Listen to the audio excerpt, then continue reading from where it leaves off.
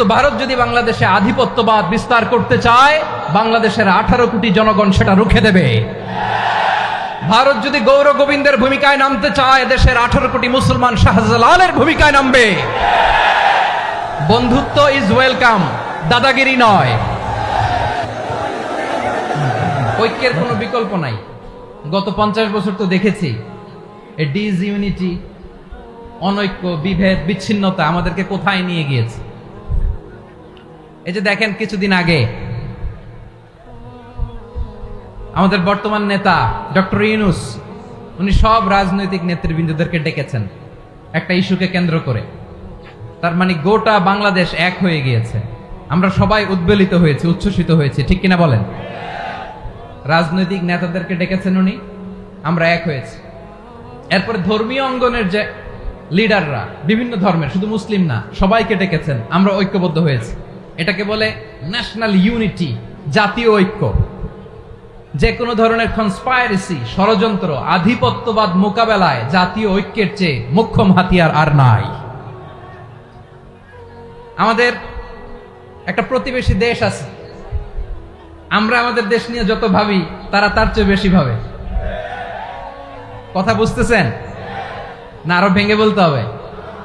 হ্যাঁ, আমরা আমাদের দেশ নিয়ে যত উদ্বিগ্ন, এদের আরো টেনশন বেশি। বলেন, আমাদের দেশে শান্তি আছে না নাই? আমরা হিন্দু মুসলিমে কখনো দাঙ্গা লাগে? আসতে বলেন, কেন লাগে? ওদের পূজা পার্বণে আমাদের মাদ্রাসার ছেলেরা যে পাহারা দেয়, চিল্লায় বলেন ঠিক কিনা? আমাদের তাফসির মাহফিলের সময় ওরা ডিস্টার্ব করে, ঢোল বাজায় না। ওদের পূজা পার্বণের সময় আমাদের তাফসির মাহফিলের ডেট হলে আমরা চেঞ্জ করে দেই। সুবহানাল্লাহ, কি সাম্প্রদায়িক সম্প্রীতির রোল মডেল। আর ওই বাংলাদেশের ব্যাপারে তারা অনেক ডিসইনফরমেশন ছড়াচ্ছিল।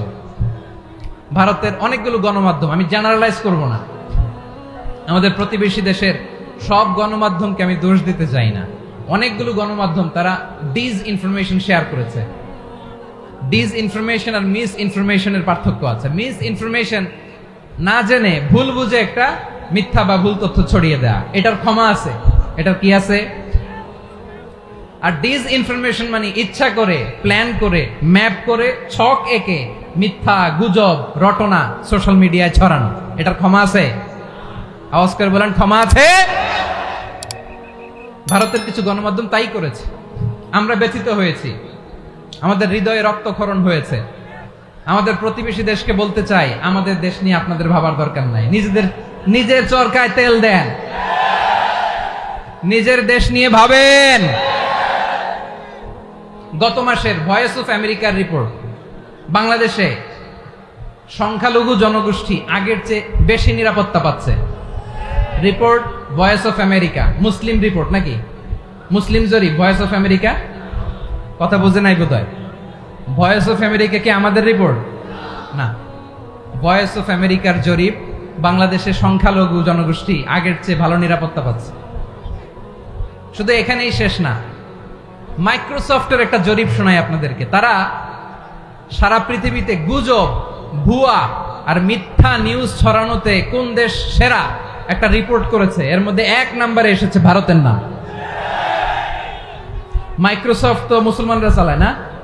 কথা বোঝে নাই বোধহয়। প্রতিবেশী দেশকে বলবো, আপনারা নিজের চরকায় তেল দেন, আপনারাও শান্তিতে থাকেন, আমাদেরকেও শান্তিতে থাকতে দেন। সব চেঞ্জ করা যায়, প্রতিবেশী চেঞ্জ করা যায় না। আমাদের ল্যান্ড তাদের ল্যান্ড, পাশাপাশি। আমরা চাই তারাও সুখে থাক, আমরাও সুখে থাকি, ঠিক কিনা? কিন্তু প্রতিবেশী হলে বন্ধুত্বপূর্ণ আচরণ করতে হয়। প্রতিবেশী যদি বন্ধু না হয়ে প্রভু হতে চায়, এরকম দানব প্রতিবেশী কেউ চায় না। ভারত যদি বন্ধুত্ব উপহার দেয়, আমরাও বন্ধুত্ব দিব। কি বলেন?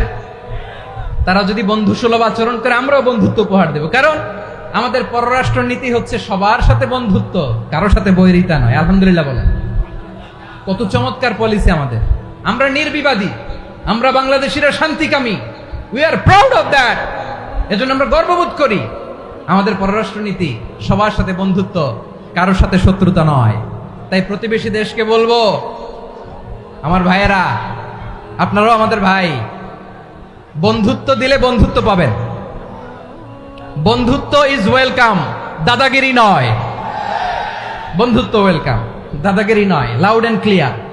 ভারত যদি বন্ধুত্ব দেখায় বন্ধুত্ব পাবে, কিন্তু ভারত যদি বাংলাদেশে আধিপত্যবাদ বিস্তার করতে চায়, বাংলাদেশের 18 কোটি জনগণ সেটা রুখে দেবে।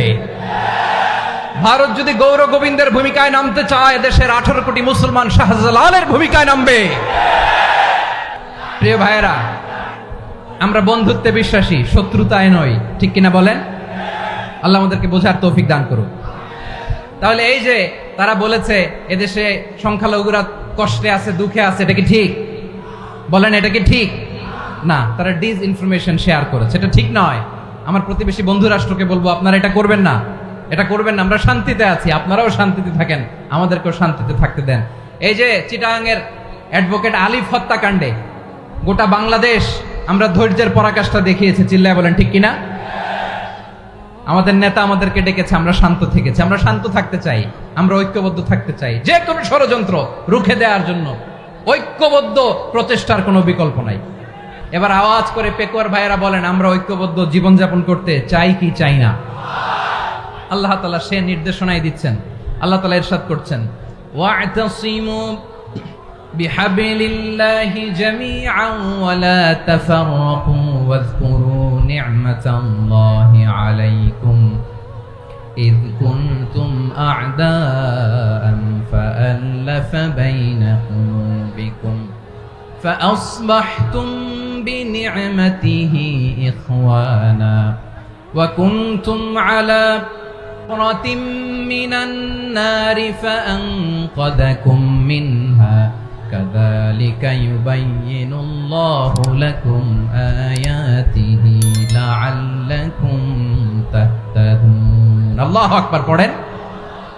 আল্লাহ বললেন, ও গোলামেরা শোনো, ওয়া'তাসিমু বিহাবলিল্লাহি জামিআ, ও আমার গোলামেরা সবাই মিলে আল্লাহর রশিকে আঁকড়ে ধরো।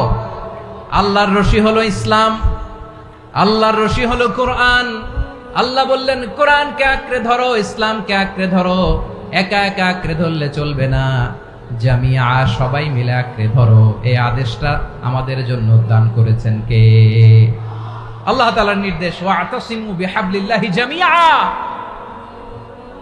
সবাই মিলে আল্লাহর রশিকে আঁকড়ে ধরো। হাবলুল্লাহ মানে আল্লাহর রশি। হাবলুল্লাহ মানে কি? রশি। এই হাবলুল্লাহ আল্লাহর রশি বা আল্লাহর রজ্জু দ্বারা উদ্দেশ্য হচ্ছে ইসলাম। আল্লাহর রশি দ্বারা উদ্দেশ্য কি? তাফসিরে অনেক ব্যাখ্যা এসেছে। এরকম পরিস্থিতিতে তাফসিরের সূক্ষ্ম সূক্ষ্ম বিষয়গুলো আমরা শোনাতে চাই, কিন্তু পরিবেশ হয়ে ওঠে না। আল্লাহর রজ্জু বা আল্লাহর রশি দ্বারা উদ্দেশ্য হচ্ছে ইসলাম। আল্লাহর রজ্জু বা আল্লাহর রশি দ্বারা উদ্দেশ্য হচ্ছে কোরআন। কারণ কোরআন আমাদেরকে ঐক্যবদ্ধ করে, ইসলাম আমাদেরকে ঐক্যবদ্ধ করে। চিল্লায় বলেন ঠিক কিনা? এজন্য আল্লাহ বললেন, তোমরা আমার রশিকে আঁকড়ে ধরো, বিচ্ছিন্ন হয়ে না। আমার দেয়া নেয়ামতগুলো স্মরণ করো। যখন তোমরা ছিলে শত্রু, তোমাদের মধ্যে হৃদয়ে আমি আল্লাহ ভালোবাসা ঢেলে দিলাম, ফলে তোমরা সবাই ভাই ভাই হয়ে গেলে। তোমরা সবাই ছিলে জাহান্নামের কিনারায়, জ্বলন্ত অগ্নিকাণ্ডের পাশে। আমি আল্লাহ দয়া করে ঈমানের বদৌলতে তোমাদেরকে আগুন থেকে ফেরালাম। আমি আল্লাহ দয়া করে তোমাদেরকে জান্নাতের পথ দেখিয়ে দিলাম। সুবহানাল্লাহ পড়েন। এমন পথ দেখালাম যেই পথ তোমাদেরকে জান্নাতে নিয়ে যাবে, পথের দিশা তোমরা পাবে। লাআল্লাকুম তাহতাদুন। প্রিয় ভাইরা, তাহলে আমাদের যে ঐক্যবদ্ধ থাকতে হবে, এই নির্দেশটা কার? নাকি মন মতো আমি বানায় বলতেছি? আওয়াজ করে বলুন, নির্দেশটা কার? আল্লাহ। তাহলে আমাদেরকে ঐক্যবদ্ধ জীবন যাপন করতে হবে। প্রিয় ভাইরা, ইসলাম আমাদেরকে ঐক্যবদ্ধ করে। ইসলাম আমাদেরকে কি করে?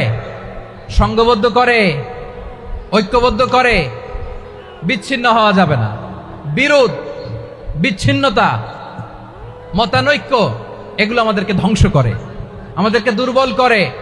আর আমাদের ঐক্যবদ্ধ প্রচেষ্টা আমাদেরকে বিজয়ের দিকে এক ধাপ এগিয়ে নেয়। চিল্লায় বলেন ঠিক কিনা? এজন্য আল্লাহ বললেন, ওয়া'তাসিমু বিহাবলিল্লাহি জামিআ, তোমরা আল্লাহর রশিকে আঁকড়ে ধরো, তোমরা ঐক্যবদ্ধ জীবন যাপন করো, তোমরা বিচ্ছিন্ন হয়েও না। বিচ্ছিন্ন হইলে লস, ঐক্যবদ্ধ হলে সেখানে কল্যাণ আছে না নাই?